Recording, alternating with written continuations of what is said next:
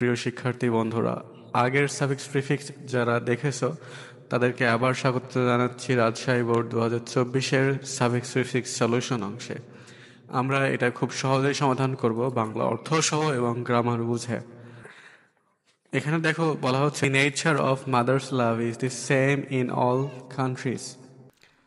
মায়ের ভালোবাসার প্রকৃতি সব দেশগুলোতেই একই রকম। It is dash universe.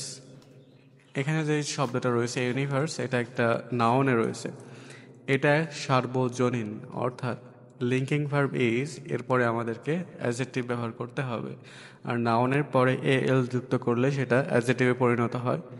তাই এটা হবে ইট ইজ ইউনিভার্সাল, এটা সর্বজনীন। For our existence on earth, পৃথিবীতে আমাদের টিকে থাকার জন্য। আওয়ার এটা একটা পসেসিভ কেস, যার কারণে পরবর্তী শব্দ এক্সিস্ট এটা একটা নাউনে পরিণত হবে, এটা হবে এক্সিস্টেন্স। এক্সিস্ট শব্দটা একটা verb. We greatly owe to our father and mother, আমরা প্রচণ্ডভাবে পিতামাতার প্রতি ঋণী। তো এখানে যে ভার্বটা ছিল ও, ওটাকে মডিফাই করার জন্য এখানে গ্রেট শব্দটা হবে greatly. Specially to our mother, বিশেষ করে আমাদের মায়েদের প্রতি। A mother's love is unparallel and unique, একজন মায়ের ভালোবাসা এটা কারোর সাথেই সমান না এবং এটা খাঁটি। ওকে, এখানে যে শব্দটা ছিল প্যারালাল, মায়ের ভালোবাসা কি সবার সমান? না, এটা তাদের ভালোবাসা থেকে আলাদা। এই জন্য এই শব্দটার বিপরীত শব্দ হবে আনপ্যারালাল। এখানে যে শব্দ ছিল চাইল্ডস, এটা পসেসিভে আছে, যার কারণে রিলেট শব্দটা নাউনে পরিবর্তিত হবে, আর এটা হবে রিলেশন। তাহলে একজন শিশুর সম্পর্ক উইথ ইটস মাদার, তার মায়ের সাথে ইজ হেভেনলি, এটা কেমন? স্বর্গীয়। আগে আলোচনা করা হয়েছে ইজ একটা লিঙ্কিং ভার্ব, যার কারণে পরবর্তী শব্দটা অ্যাডজেক্টিভ হবে। হেভেন শব্দটা নাউনে রয়েছে, এটাকে অ্যাডজেক্টিভে পরিণত করলে হেভেনলি হবে।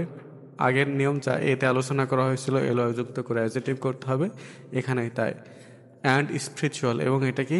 আত্মিক। এবং কি? এটা আত্মিক। We can hardly see a mother, we can hardly see a mother, আমরা এরকম মা খুব কমই দেখি। ইনডিফারেন্ট টু হার চিলড্রেন, যা তার সন্তানদের প্রতি উদাসীন। তাহলে এখানে যে শব্দটা ছিল হার্ড, সি ভার্বকে মডিফাই করার জন্য এটাকে অ্যাডভার্বে পরিণত করতে হবে। হার্ডলি নেগেটিভ হিসেবে কাজ করবে। আমরা আমার মা খুব কমই দেখি যে তার সন্তানের প্রতি উদাসীন। Thanks for watching the video. I hope you have liked it. And please comment from where you are watching the video. And if you like the video, please subscribe the channel.